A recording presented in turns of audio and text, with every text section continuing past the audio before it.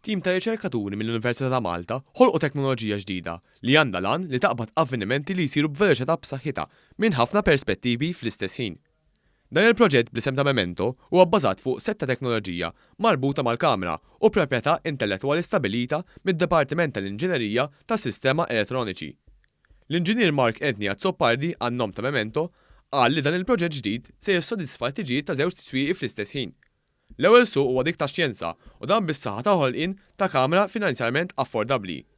It-tieni suq huwa dak marbut max-xandir jew iċ-ċinematografija bilan ikun li dan is-suq jiġi servut b'soluzzjoni ta' immaġni affordabbli imma versatili.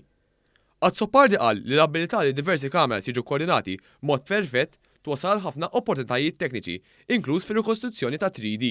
Ħafna użi u aħna għadna attenti li niddiżinjaw il-prodott b'mod maniera biex ikun applikabbli għal iktar minn settur wieħed. Iċ-ċermen eżekuttiv tal-Kunsill Malti għax-Xjenza u t-Teknoloġija, Jeffrey Polcino Orlando, sostna li dan il-proġett huwa wieħed minn ħafna proġetti li gawdew minnhom finanzjarment għal riċerka taħt il-programm tal-Fusion. Il-Kunsill Malti għax-Xjenza u t-Teknoloġija onorat li amministra l-ikbar fond għal riċerka applikata f'pajjiżna.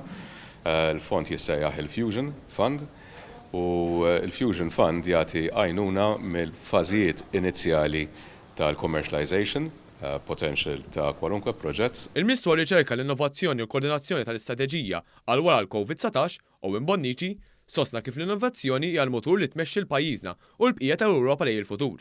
Dr. Bonnici enfasizza l-importanza tal-investiment fir-riċerka u l-innovazzjoni li min-naħa tiegħu jiġġenera iktar ġid ekonomiku u qal li l-Gvern se jkompli jagħti l-apport sħiħ tiegħu. Din hija invenzjoni hija riċerka li ħolqot xi ħaġa ġdida fejn jidħol il-qasam tal-kameras li jieħdu ritratti minn angoli differenti fl-istess ħin ta' oġġett li jkun għaddej veloċità qawwija.